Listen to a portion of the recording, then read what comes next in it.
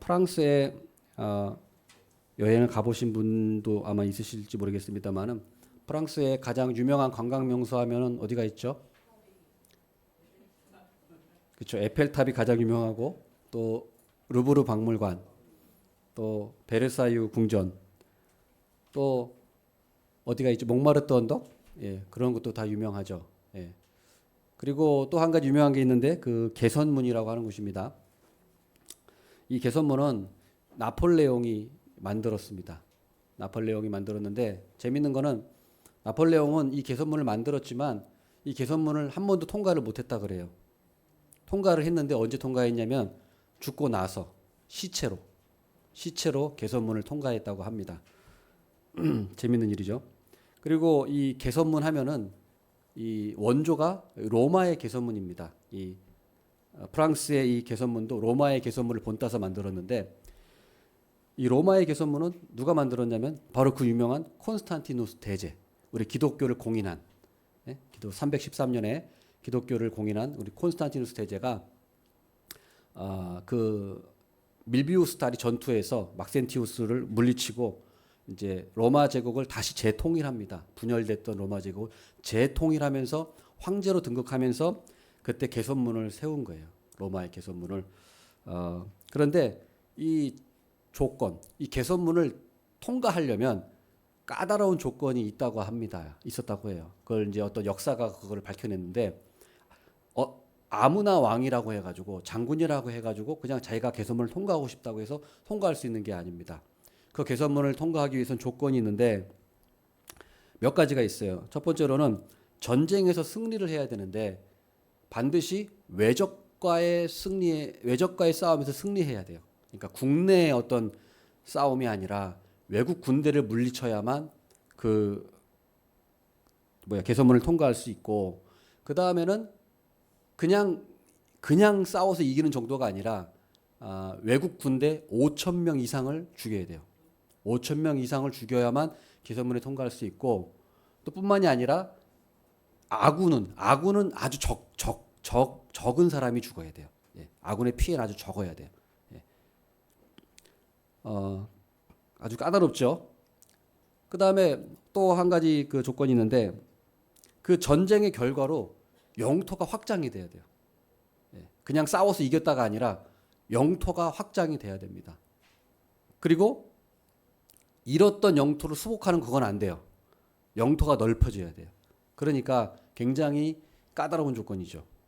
그래서 왕이라고 해서 장군이라고 해서 또 승리했다고 해서 개선문을 아무나 아무 때나 통과하는 것이 아니라 이런 까다로운 조건을 통과해야만 개선문에 통과할 수 있는 그 영예를 얻었다는 사실을 역사학자가 밝혀냈습니다.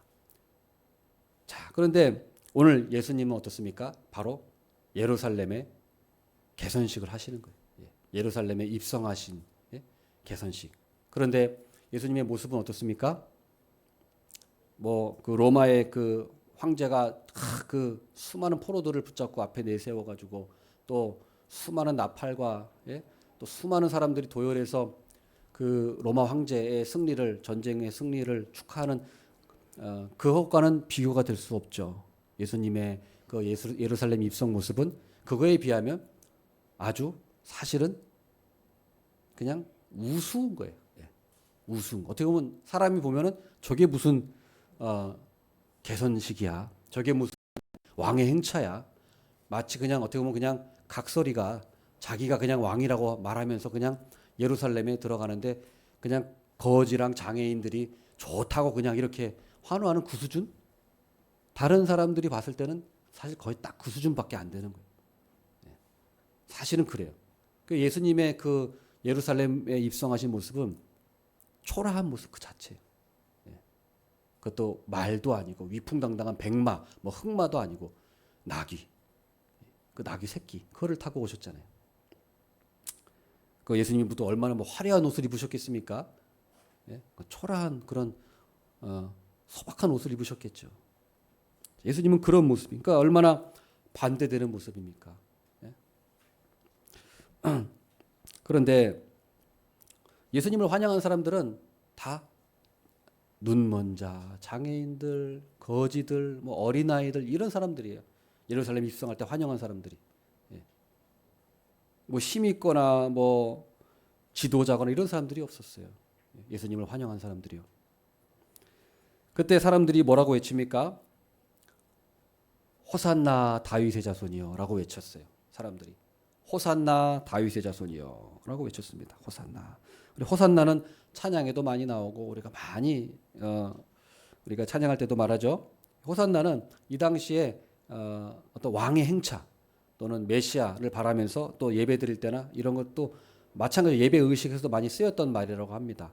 근데 호산나라고 하는 뜻은 우리를 구원하소서라는 뜻이에요. 우리를 구원하소서. 근데 호산나는 두 가지 단어가 합성된 건데 호시안 그리고 더하기 나예요. 나. 호시안은 뭐냐면 그러니까 여호수아 할 때 호슈아이죠. 이게 구원이라는 뜻이 구원하소서. 나는 제발 또는 청하오니. 그러니까 지역하면 청하오니 우리를 구원하소서 이런 뜻이에요. 제발 우리를 구원해 주세요 이런 뜻입니다. 호산나가. 그래서 호산나 그러게 했고 그 다음에 또 뭐라고 했습니까? 다윗의 자손이여라고 했어요. 다윗의 자손이여. 그 9절에 나와 있죠. 중간에 보면 호산나 다윗의 자손이여 찬송하리로다 이렇게 말씀하고 있어요. 호산나 다윗의 자손이여. 왜 다윗의 자손이라고 했을까요? 이스라엘 백성들은 그 개념이 있었습니다. 메시아가 오는데 다윗의 자손으로 올 것이다. 왜냐하면 우리 하나님께서 그렇게 말씀하셨거든요. 다윗의 자손으로 메시아가 오실 거라는 걸 이미 얘기하셨고 선지자들을 통해서 많이 그런 걸 강조하셨기 때문에 유대인들도 그걸 알았어요. 그러니까 다윗의 자손이요라고 환영하는 거예요. 그 대표적인 게 이제 그 사무엘하 그 7장에 나와 있습니다. 사무엘하 7장 그 12절에 보면은 제가 읽어드리면 하나님께서 그 다윗의 후손으로 메시아를 보내주시겠다는 그 말씀이에요. 사무엘하 7장 12절에 보면 내 수완이 차서 내 조상들과 함께 누울 때에 내가 네 몸에서 날 내 씨를 내 뒤에 세워 그의 나라를 견고하게 하리라. 하나님께서 다윗에게 하신 약속입니다. 다윗에게 내가 너의 씨를 네 뒤에 세워서 그의 나라를 견고하게 하겠다. 그러니까 다윗의 후손으로 메시아를 보내주시겠다 그런 뜻이죠. 그리고 13절에 그는 내 이름을 위하여 집을 건축할 것이요 나는 그의 나라 왕위를 영원히 견고하게 하리라. 하나님께서 그 나라 다윗의 후손으로 세우실 그 나라를 영원히 견고하게 하시겠다. 이 메시아의 나라잖아요. 그렇게 약속하셨습니다. 그리고 16절에 또 말씀하셨어요. 내 집과 내 나라가 내 앞에서 영원히 보존되고 내 왕위가 영원히 견고하리라 하셨나이다. 하나님께서 다윗에게 그렇게 약속하신 거예요. 또 어떤 말씀이 있느냐? 아모스 9장 11절에 또 말씀이 있어요. 아모스 9장 11절도 제가 한번 읽어드리겠습니다. 그날에 내가 다윗의 무너진 장막을 일으키고 그것들의 틈을 막으며 그 허물어진 것을 일으켜서 옛적과 같이 세우고 이런 말씀이 있어요. 아모스 선지자를 통해서 말씀하셨어요. 그날에 내가 다윗의 무너진 장막을 일으키겠다. 그것들의 틈을 막으며 그 허물어진 것을 일으켜서 옛적과 같이 세우겠다. 그러니까 지금 예수님 시대는 어떻습니까? 다윗 왕국이 무너졌잖아요. 다윗 왕국이 무너졌죠. 이스라엘이 바벨론에서 무참히 완전히 나라가 멸망하고 바벨론의 포로로 끌려갔다가 귀환해가지고 좀 살만했는데 다시 그 헬라 제국이라는 나라가 세워져서 헬라 제국이라는 나라가 세워져서 또 헬라의 속국이 됐어요. 이스라엘이. 그러니까 다윗 왕국과는 거리가 먼 그런 상태예요. 그런 상태니까 사람들이 이런 메시아의 왕국을 기다린 거예요.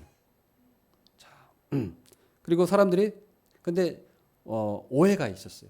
이스라엘 백성들은 하나님의 이 예언의 말씀을 단순히 지상의 나라라고 착각을 했어요. 다윗의 왕국 하니까 다윗 시대 때 우리가 영토가 가장 넓었고 부강한 나라였고 힘이 센 나라였어. 국방력도 세고 경제력도 최고고 잘 먹고 잘 사는 나라였으니까 그때 하나님께서 우리에게 그런 나라를 주시는가 보다 하고 다윗의 왕국을 오해했어요. 이 지상의 왕국으로 생각했어요. 그러나 우리 하나님께서는 이 지상의 왕국이 아니라 영원한 하나님의 나라를 말씀하신 거잖아요. 근데 이스라엘은 그렇게 생각했어요. 그래서 어떤 일이 있었습니까? 우리 역사적으로 이스라엘 그 역사를 보면은 사람들이 이 지상에 이스라엘 나라를 세우고자 하는 게 지금 현대 유대인들도 그렇죠. 현대 유대인들도 이 지상에 예루살렘 나라, 이 지상에 이스라엘 나라를 세우려고 해요. 왜 중동에 전쟁이 끊이지 않고 예루살렘 이스라엘이 자꾸 다른 나라 공격하고 다른 나라가 또 이스라엘 공격하고 왜 이렇게 전쟁을 합니까? 이스라엘은 영토가 다윗 왕국 시대의 영토를 회복하고자 하는 거예요. 그러니까 자꾸 전쟁이 날 수밖에 없죠. 예. 지금 2000년 만에 유대인이 돌아왔는데 거기 있는 사람들이 순순히 땅을 내놓지 않을 거 아니겠습니까? 그러니까 유대인들은 지금도 생각하기를 이 지상의 그 메시아의 나라, 다윗의 나라를 세우려고 목표를 갖고 있어요. 지금도. 예. 그게 지상 목표예요. 그리고 그게 변하지 않습니다. 그래서 그런 역사가 또 있어요. 그 여러분 그 성경에는 없지만 그 성경 구약과 신약 사이에 중간기라고 있습니다. 400년간. 이때는 하나님의 성경이 쓰여지지 않았어요. 하나님의 계시가 없었어요. 400년간 침묵을 하셨어요.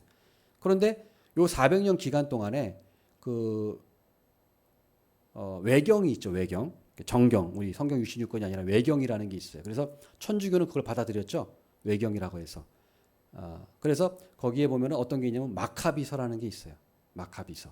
우리 성경에는 없지만 천주교에는 마카비서가 있어요. 근데 그 마카비서에 보면은 그런 내용이 있어요. 그러니까 유대인들이 이제 그 헬라 제국에 의해서 이제 나라를 뺏겼어요. 근데 그때 무슨 일이 일어나냐면 헬라가 그 알렉산더 대왕이 헬라 제국을 세웠잖아요. 근데 그 알렉산더 대왕은 10년 만에 죽습니다. 예, 나라를 헬라 제국을 세우고 나서 10년 만에 죽어요. 금방 죽고 젊은 나이에 30살인가요? 죽습니다. 그러고 나서 그 부하 장군들이 헬라 제국을 네 나라로 다스려요. 분열해서.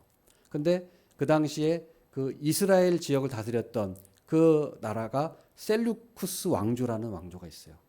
셀류쿠스 왕조. 셀류쿠스 왕조에 안티오쿠스 4세 또는 일명 에피파네스라고 하는 그 왕이 있었는데 이 에피파네스가 이 예루살렘을 점령하러 군대를 이끌고 쳐들어왔어요. 그리고 점령을 합니다. 그리고 성전을 막 훼손시켰어요.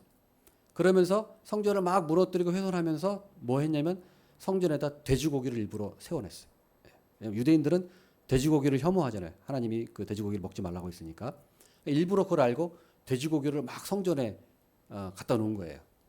굉장히 유대인들이 수치심을 느꼈죠. 그것 때문에 유대인들이 그 셀류쿠스 왕조에 굉장히 저항을 합니다. 유대 역사가 그래요. 그래서 계속 저항 운동을 하다가 그 마카비라고 하는 이건 마카비는 사람 이름이 아니고 별명인데 망치라고 하는 별명인데 이 마카비라고 하는 이 별명의 사람이 그거를 저항 운동을 벌이다 결국에는 독립해요. 유대가 나라가 셀류쿠스 왕조에 독립을 합니다. 그리고 탈환해요. 예루살렘을 탈환해. 독립해요. 나라가. 그래가지고 그 날을 기념한 게 바로 수전절이에요. 수전절. 성경에도 요한복음에 보면은 수전절을 지키는 날이 있습니다. 예수님께서 수전절날 성전에 가서 또 말씀을 전하시기도 하죠. 수전절을 지금도 그 유대인들은 수전절을 지켜요. 촛불을 켜놓고 지금도 굉장히 중요한 절기로 수전절을 지키고 있습니다. 근데 제가 이 얘기를 왜 하냐면 바로 이 개념이 뭐냐면 아까 말씀드린 그대로예요. 바로 이 땅에 유대 나라를 세우고 이 땅에 그 메시아의 나라, 그러니까 이 땅에 세우겠다는 거예요. 메시아의 나라를. 개념이 변하지 않고 지금도 있다는 거예요. 자, 그런데 우리 예수님께서는 과연 이 땅에 메시아 왕국을 건립하려고 예루살렘에 입성하신 걸까요? 아닙니다. 예수님은 이 땅의 지상의 왕국을 메시아의 나라로 건립하려고 이 땅에 오신 것이 아니에요. 예수님이 뜻하신 것은 이 지상의 왕국이 아니고 하늘의 왕국, 영적인 나라, 천국. 그래서 하나님의 나라가 가까이 왔느니라. 예수님의 목적은 이 지상의 나라가 아니라 하나님의 나라였어요. 그 마음을 가지시고 그 뜻을 가지시고 예루살렘에 입성하신 거예요. 그러나 많은 사람들은 예수님이 입성하실 때 어떤 마음을 갖고 있었습니까? 예수님이 오시니까 이제 우리는 로마 제국에서 해방될 거야. 우리는 이제 예수님 오셨으니까 부강한 나라가 되고 이 땅에 다윗 왕국의 그 영예와 그 부강한 그 힘을 회복해서 우리는 이 지상에 왕국을 건설할 거야. 라는 그 기대로 예수님을 맞이했다는 거예요. 예, 맞이했어요. 뭐 예수님의 제자들도 그렇지 않습니까? 예수님의 제자들도 잘 몰랐어요, 이거를. 예수님이 하나님의 나라, 영적인 나라라고 하는 것을 제자들조차도 그런 개념을 갖지 못하고 이 땅의 왕국. 그러니까 예수님이 난 죽어야 된다 하니까 막 베드로가 막 붙잡고 항변하면서 어떻게 죽을 수 있냐고 하면서 막 항변하잖아요. 예. 여러분, 우리 예수님께서 이 땅에 오신 것은 지상의 왕으로서 지상의 나라를 건립하려고 오신 것이 아닙니다. 우리 예수님이 오신 것은 영적인 나라를 건립하려고 오신 거예요. 예수님은 권력이나 돈의 힘이나 군사력이나 정치력으로 그분의 나라를 다스리시지 않습니다.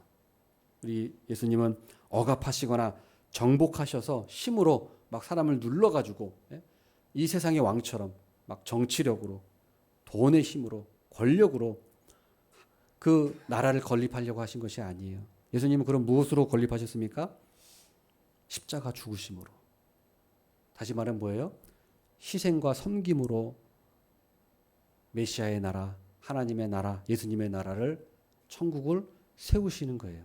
그래서 예수님께서 뭐라고 하셨습니까? 마태복음 20장 28절에 인자가 온 것은 섬김을 받으려 함이 아니라 도리어 섬기려 하고 자기 목숨을 많은 사람의 대속물로 주려 함이라. 예수님은 섬기러 오셨어요. 그리고 많은 사람을 위해서 자신의 목숨을 주시고 대속물로 주시기 위해서 이 땅에 오시고 예루살렘에 들어가시는 목적이 바로 죽으러 가시는 거예요. 십자가 지시러 죽으러. 그러나 사람들은 오해해서 이 땅의 왕으로, 그냥 힘 있는 왕으로, 그냥 우리의 그런 이스라엘 나라를 건설해 줄 그런 나라로 예수님을 오해했다는 것입니다. 그러나 보세요. 예수님의 그 입성 모습 자체가 계십니다. 예수님이 어떻게 예루살렘에 들어오셨습니까? 허름한 옷을 입으시고 그 작은 나귀 새끼를 타고 오셨잖아요. 위풍당당하게 왕들처럼 권력과 어떤 그런 명예와 그런 힘을 가지고 돈의 힘을 가지고 입성하지 않으셨어요. 그냥 작은 나귀 새끼 한 마리. 그냥 일반 사람들이 보면 약간 그 무슨 이게 코미디인가? 예. 코미디인가 할 정도로 우스울 정도로 그런 초라한 모습으로 예수님은 입성하셨어요. 그러나 우리는 어때요? 우리는 큰 말을 자꾸 타고 싶어하고 큰 권력과 칭송을 받으면서 들어가고 싶어 해요. 우리는. 그러나 예수님은 그 모습 자체가 바로 하나님의 계시예요. 지상의 왕으로 오신 것이 아니라 하나님, 하늘의 왕으로, 영적인 나라의 왕으로 오셨다는 것을 말씀하고 있습니다. 그래서 스가랴 그 나귀 새끼를 타고 오셨다는 말씀이 이제 그 나오지만은 5절에 나오지만은 5절에 뭐라고 나옵니까? 시온 딸에게 이르기를 내 왕이 내게 임하나니 그는 겸손하여 나귀 곧 멍에 매는 짐승의 새끼를 탔도다 하라 하였느니라. 이것은 스가랴 9장 9절 말씀을 인용한 것입니다. 스가랴 9장 9절에 이렇게 나와 있습니다. 시온에 따라 크게 기뻐할지어다 예루살렘에 따라 즐거이 부를지어다 보라 내 왕이 내게 임하시나니 그는 공의로우시며 구원을 베푸시며 겸손하여서 나귀를 타시나니 나귀의 작은 것 곧 나귀 새끼니라. 아니 나귀도 작은데 나귀도 작잖아요. 나귀 새끼를 타면 성인이 나귀 새끼 타면 얼마나 더 작아 보이겠어요. 예수님을 환영하던 무리들은 어떤 마음으로 예수님을 환영했을까요? 종려나무까지를 들고 환영했다고 합니다. 그래서 오늘이 바로 오늘 요일로 따지면 오늘이 바로 예수님이 예루살렘을 입성하신 날이에요. 종려주일이라고 해요. 종려주일, 종려나무까지를 흔들었다고 해서. 그런데 예수님을 맞이하는 사람들은 어떤 사람은 정말로 영적인 나라를 소망해서 예수님을 맞이했을 거예요. 그런 사람도 있었을 거예요. 정말로 가난하고 장애인이고 볼품없는 사람이었을지라도 정말 그 메시아의 나라, 영적인 나라를 소망해서 예수님을 맞이한 사람도 있었을 거예요. 그러나 또 어떤 사람은 지상의 어떤 그런 왕국, 부와 권력과 독립과 그런 마음으로 또 예수님을 맞이하는 사람도 있었을 거예요. 여러분들은 어떤 마음으로 이 종료주의를 맞이하며 또 고난주간을 여러분들은 맞이하고 계십니까? 여러분들이 고난주간을 맞이하면서 막 그래 고난주간이니까 고난 감수하고 또 어떤 분은 금식도 뭐 한 끼를 하든 하루를 하든 금식도 하시면서 하신 분도 있을지 모르겠습니다. 그러나 무엇을 위한 여러분 금식이고 무엇을 위한 고난주간입니까? 정말 이 땅에 내가 잘 먹고 잘 살고 이 땅에 내가 성공하고 지상에 내가 내 나라를 세워보겠다는 그런 제목으로 여러분 고난주간을 보내시는 겁니까? 아니면 정말 예수님이 오신 목적대로 섬기러 희생하고 그러므로 말미암아 이 땅에 예수님의 나라, 천국을 영적인 나라를 임하게 하고자 하는 그런 목적으로 여러분 우리가 고난주간을 보내는 겁니까? 어떤 모습으로 여러분 보내고 있나요? 우리가 그것을 해봐야 합니다. 그러나 안타깝게도 사실 이 땅에서 많은 사람들이 예수님을 기다리고 또 고난주간을 맞이할 때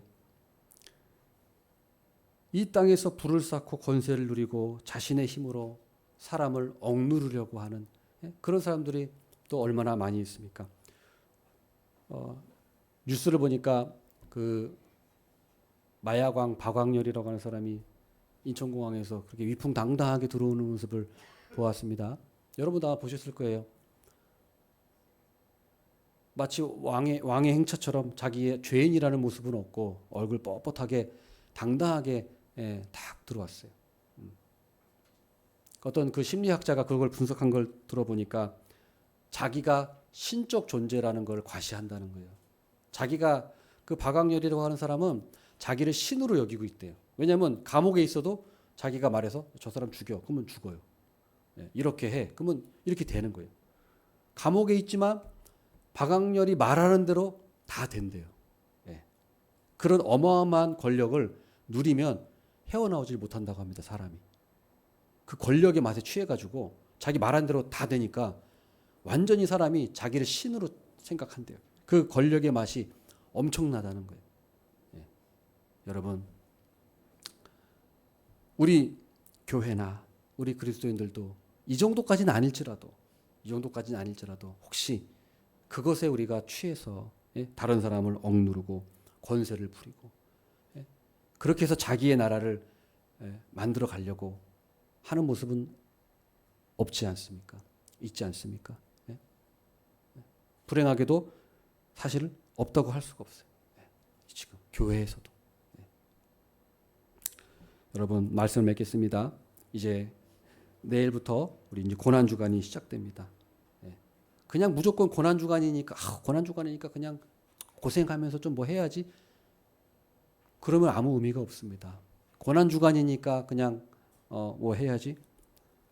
무엇을 위해서 우리가 고난을 감수해야 됩니까? 무엇을 위해서 우리가 고난 주간을 보내야 되고 금식을 해야 됩니까? 여러분 하나님의 나라를 위해서 하는 겁니까? 아니면 이 땅에 내 나라를 이루기 위해서 하는 겁니까? 어떤 겁니까? 우리가 그것부터 분명히 하고 우리가 고난 주간을 보내야 될 줄로 믿습니다.